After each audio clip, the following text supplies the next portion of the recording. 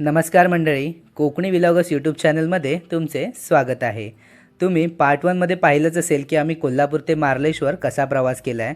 तर आम्ही या मेन गेटपासनं मार्लेश्वर देवस्थान जी गुहा आहे तोपर्यंतचा प्रवास तुम्हाला दाखवणार आहोत। तसेच या व्हिडिओमध्ये तुम्हाला इतिहास तसेच विहंगमय दृश्य, नागांचं दर्शन झालं की नाही हे सगळं आम्ही तुम्हाला सांगणार आहोत। तर चला। तर आता आम्ही इथे श्रीदेव मार्लेश्वर देवस्थान मारळ हा त्याचं गेट आहे, इथून आतमध्ये जायचं आहे। तर फायनली आम्ही पोचले, जवळपास 5 तास लागलेत पोचायला, 12 वाजत आलेत। तर आम्ही आता आतमध्ये जाणार आहे, पाहणार आहे, देवाचं दर्शन घेणार आहे। मला दाखवतो चला आतलं नेचर कसं आहे। आजूबाजूचं तुम्ही नेचर पाहू शकता, किती छान आहे। एकदम पावसाळ्याचं वातावरण असल्यामुळे धुकं आहे, पूर्ण ग्रीनरी पसरली आहे, तर ते पण तुम्हाला दाखवतो। चला तर मग आपण आपला प्रवास स्टार्ट करूया। आपण हळूहळू पुढे जाऊया। तर आपण आता आलो आहोत मार्लेश्वर या ठिकाणी। रत्नागिरी जिल्ह्यातील संगमेश्वर तालुक्यातील मारळ या गावातील हे मोठं देवस्थान आहे। तर मारळ गावचा ईश्वर म्हणून मार्लेश्वर असे या ठिकाणाचं नाव पडलं आहे। तर या ठिकाणीची अशी एक आख्यायिका सांगण्यात आली येते की एक राजा होता, तो शिकारीसाठी आला होता या डोंगरामध्ये।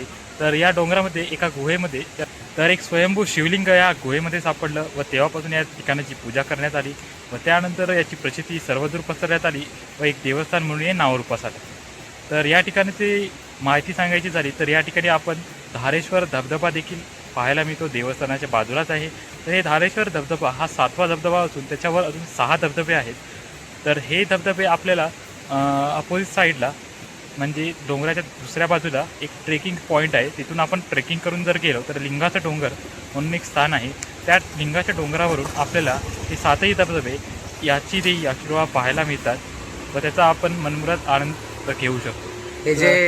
हे जे शिवलिंग, स्वयंभू शिवलिंग सापडलं आहे, तर तुम्ही पाहाल तर एक गुहा आहे आणि गुहेमध्ये तुम्हाला अजून पण लाईट इथे दिसणार नाही, म्हणजे असं आम्ही वाचलं आहे। आता तिथे गेल्यावर आम्हाला समजेल की नक्की काय आहे। आणि खूप छान आहे, चारही बाजूने डोंगरांनी पूर्ण वेढलेलं असं ते गुहा आहे आणि चारही बाजूने तुम्ही आताच्या ह्याच्यात बघाल तर खूप छान दृश्य दिसतंय। असं आम्ही व्हिडिओत पाहून आलो, आता बघू तिथे गेल्यावर आम्हाला काय पाहायला भेटतंय। तसेच ह्या ठिकाणच्या इतिहासामध्ये जर पाहायचं झालं तर जे देवस्थान आहे याच्या गुहेमध्ये बऱ्याच ठिकाणी साप आढळून आले होते, परंतु आता सध्या त्यांचे प्रमाण कमी होत आले आहे। परंतु पूर्वीच्या काळी जास्त प्रमाणात साप या ठिकाणी आढळून येत होते, परंतु हे साप भाविकांना कोणत्याही प्रकारची हानी करत नव्हते, त्यामुळे त्यांची पूजा देखील केली जात होती। तर चला आपण पाहूया आता मार्लेश्वराचं दर्शन घेऊ। चला, आपल्याला आतमध्ये आपण जे व्हिडिओमध्ये पाहिलं ते खरंच पाहायला भेटतं का? हा जो पावसाळा चालू आहे याच्यात आपल्याला खरंच ते निसर्गाचं विहंगमय दृश्य पाहायला भेटतंय का, हे आपण नक्की पाहूया। आम्हाला दिसलं तर तुम्हाला पण आम्ही दाखवू, तर आमचा व्हिडिओ शेवटपर्यंत नक्की पहा। चला। हर हर महादेव, हर हर महादेव, हर हर मार्लेश्वर, हर हर मार्लेश्वर। तर आता आम्ही चाललोय, पाहू शकते ते गर्दी किती आहे, बऱ्याचशा गाड्या लागल्यात। आम्ही एस टीने आलो म्हणून ठीक आहे, पण रस्ता एवढा खराब आहे ना बाप। मेन गेट इकडे, इथे माझ्या मते खाण्यापिण्याचे वांदे आहेत थोडेसे। बघू काय खायला भेटेल। आमच्याकडे फक्त 2 तास आहे, रिटर्न जाण्याची गाडी 2 वाजता एक आहे आणि 4 वाजता, पण 2 वाजताची गाडी आहे ती जी आम्ही ज्या गाडीने आलो आहे सांगली मार्लेश्वर, तीच रिटर्नसाठी आहे। ते आमच्यासाठी बेटर आहे, कारण नंतर 4ची गाडी आहे ती फक्त देवरुख आहे, म्हणजे हां ना देवरुख आहे। मग देवरुखवरून पुन्हा गाडी चेंज करण्यापेक्षा ते बेटर आहे। मग आम्ही 2 तासात जेवढं होईल तेवढं कवर करण्याचा प्रयत्न करू। वाव, तर तुम्ही बघू शकता एवढं धुकं आहे, मागचे डोंगर पण दिसत नाहीत।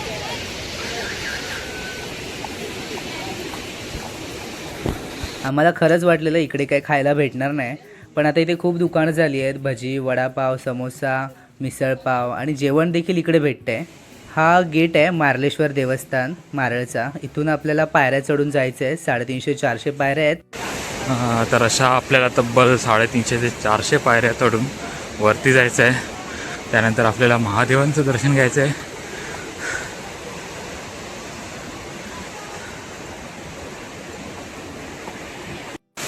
ओके, तर पावसाची थोडी थोडी सुरुवात झालेली आहे। आता आपण चाललो आहोत पायऱ्या चढून. ते साईडला पाहू शकता मार्केट देखील आहे. तिथे आवश्यक असे लागणारं पूजेचं साहित्य सोबतच इतर गोष्टी देखील आपल्याला भेटेल. पूजेचं प्रसाद.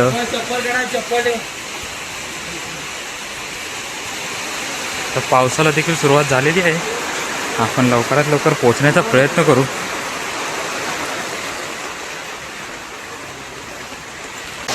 आम्ही आता अर्ध्या पायऱ्या तर चढून झाल्यात पण पाऊस एवढा जोरात वाहतोय ना की काही काय बोलायला नको.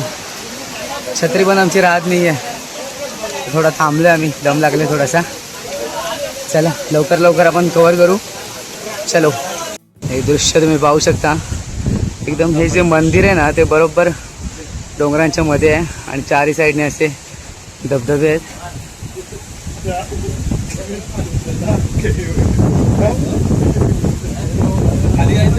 ते भारी आहे बघा. वाव. मी इकडे बघा श्री मार्लेश्वर देवस्थान मारळ. फायनली आम्ही पोचलो इकडे आणि इकडचं भाई दृश्य बघा.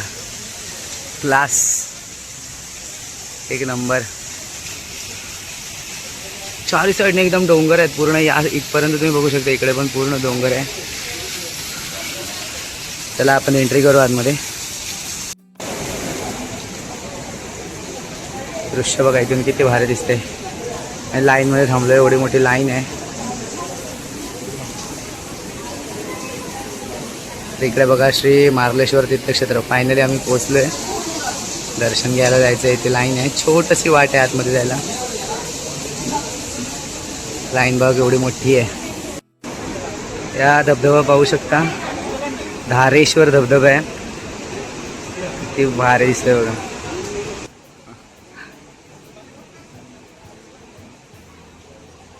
तर आपण इथे तीर्थक्षेत्राच्या इथे पोचलो आहे. आतमध्ये गुहेत लाईट नसल्याने आणि तिथे फोटोग्राफी अलाउड नसल्याने आपल्याला आतलं शूट घेता येणार नाही आहे.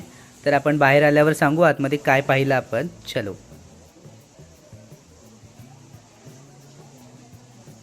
आम्ही दर्शन घेऊन आता बाहेर आलो आहे. आतमध्ये खूप छान होतं.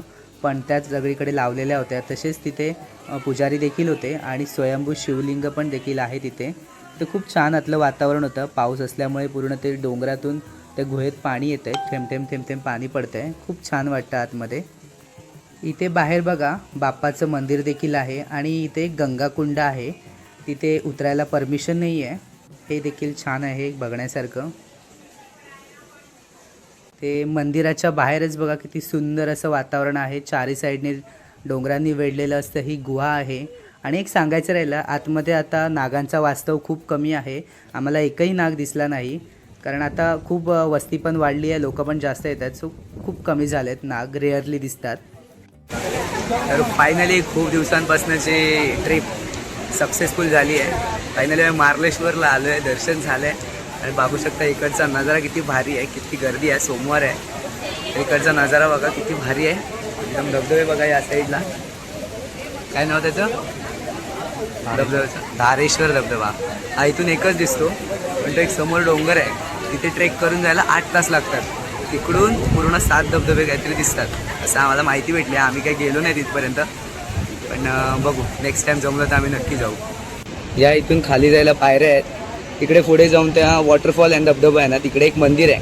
खूप छान आहे पण त्याला पावसाळ्यात पूर्णपणे बंद असतं. तर म्हणजे उन्हाळ्यात आणि थोडं हिवाळ्यात चालू राहते. तर नक्की आपण तुम्ही जर कधी उन्हाळ्यात किंवा हिवाळ्यात यायचा म्हणजे पावसाच्या आधी यायचा प्रयत्न करत असाल तर ते मंदिर बघायला तुम्हाला नक्की भेटेल. खूप छान आहे तिकडे पण. आता सध्या पावसाचं पाणी वाढू शकतं त्याच्यामुळे मग ते जरा बंदी घातली. गेट लावलं आहे तिकडे. चलो. तर इथे आपण पाहू शकतो की धुक्याच्या दाट धुक्याखाली एक डोंगर गेला आहे. त्याला लिंगाचं डोंगर असं देखील म्हटलं जाते. तर याच्या दुसरीकडच्या वाटेने ट्रेकिंग आहे ज्याद्वारे आपण समोरच्या साईडला जो आपल्याला धारेश्वर धबधबा पाहायला मिळतो. त्याच्यावरती अजून 6 धबधबे आहेत. त्याचे टोटल 7 धबधबे त्या ठिकाणी आहेत. त्याचं विहंगमी दृश्य आपल्याला त्या लिंगाचे डोंगर या स्थानावरून पाहायला मिळतं. तर ज्यावेळी आपण ट्रेकिंगला जाऊ तर त्यावेळी आपण नक्कीच तुम्हाला ते दृश्य दाखवू. सध्या आपण इथला धारेश्वर धबधबा 7वा धबधबा आहे तो आपण पाहिला आहे आणि मार्लेश्वर देवस्थानातील शिवलिंगाचं दर्शन देखील घेतलेलं आहे. खूप चांगल्या प्रकारे आमचं दर्शन झालेलं आहे. आमचं चांगल्यापैकी दर्शन झालं आहे. तर मी रिटर्न जातो आहे. 2ची बस आहे रिटर्न जायला. तर आम्ही आता जसं आलो आहे तसं रिटर्न पायऱ्या उतरतो. चढताना जरा घाम आलेला उतरताना एकदम रिलॅक्स आहे रिलॅक्स. इकडे बघा, इकडे एक वॉटरफॉल आहे, इकडे एक धबधबा आहे. हा डोंगर बघा इथून साईडने येतोय. दाखवूया.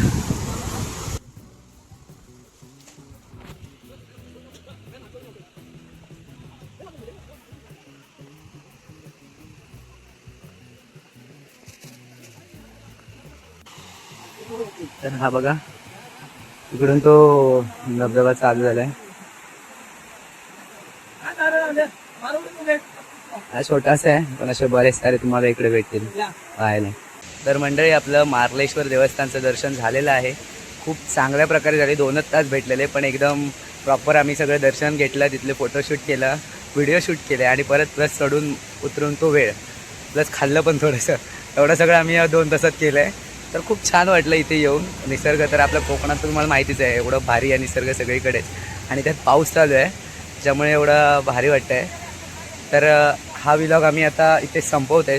तुम्हाला जर यायचं असेल तर आमचा व्हिडिओ नक्की बघा. तुम्हाला त्यात गाईड भेटेल की कसं जायचं, कुठून जायचं, किती वेळ लागतो आणि वर किती पायऱ्या आहेत, काय देवस्थानाची हिस्ट्री म्हणा, हे थोडंफार तुम्हाला आमच्या व्लॉगमध्ये भेटून जाईल.